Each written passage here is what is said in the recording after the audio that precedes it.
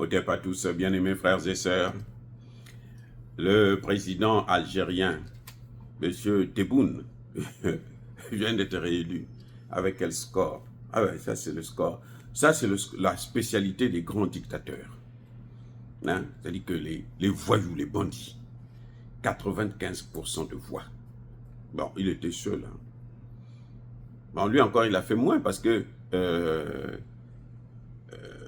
Paul Kagame, lui, il avait fait 99, je sais pas, 2%.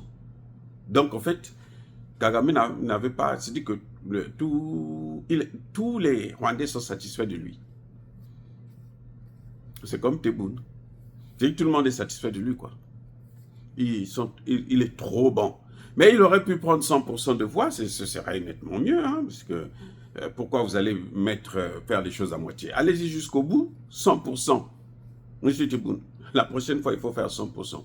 Parce que là, ça, 95%, c'est pas beaucoup. Hein. Faites 100%. Il promet qu'il va créer 2 millions d'emplois et 450 000 logements. On va voir. C'est vrai, le pétrole coule. Le pétrole coule à flot. Le prix du baril, c'est bon. Hein, c'est à 80, c'est déjà pas mal. Pas moins de 80. Alors, sans problème, c'est lequel? Tu veux te développer?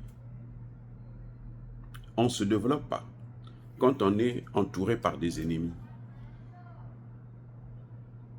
Ou par des gens que vous considérez comme étant vos ennemis. Vous créez des ennemis autour de vous et vous voulez vous développer. Hein? Les gars, l'Algérie a des problèmes avec la Libye. Mais l'Algérie a une frontière avec la Libye. Mais vous savez qu'il y a deux Libyes. Il y a la Libye, il y a un gouvernement de Tripoli, et puis la Libye du général Haftar. L'Algérie a des limites avec la Libye du général, plutôt de Tripoli. Mais l'Algérie a des problèmes avec le général Haftar qui n'a pas de frontière avec lui.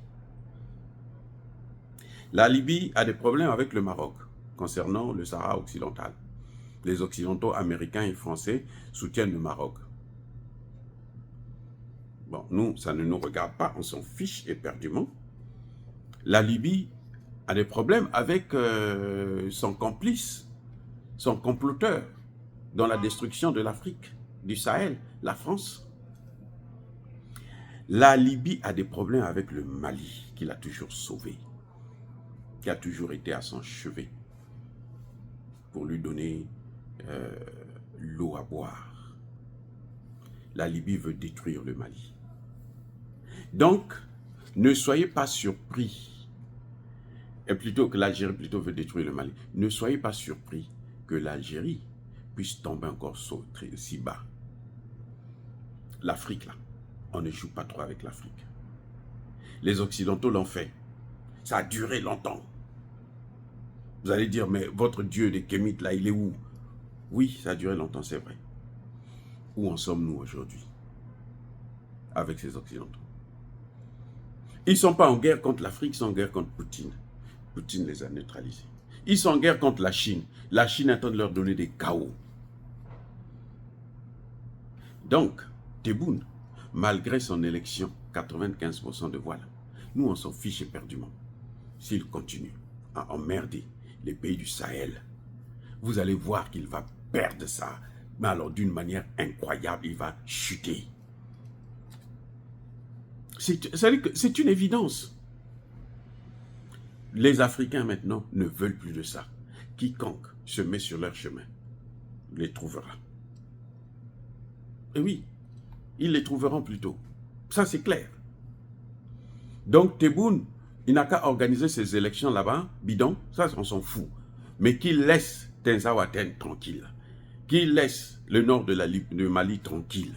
Nous n'avons pas besoin de Tebboune pour créer une zone d'exclusion aérienne, pour ceci, pour cela. On va le neutraliser s'il continue comme ça. On va l'avoir, on va le descendre. S'il continue. Et maintenant, le Mali n'a plus peur de qui que ce soit, même pas des Américains. Encore une fois de plus, bien-aimés frères et sœurs, je persiste et je signe, soyez bénis, abondamment bénis par le Dieu des Kémites et par nos ancêtres angélisés.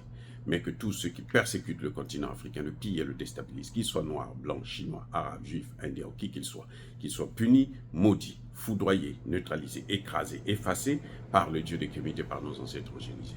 Vive l'Afrique éternelle, j'ai dit et j'assume.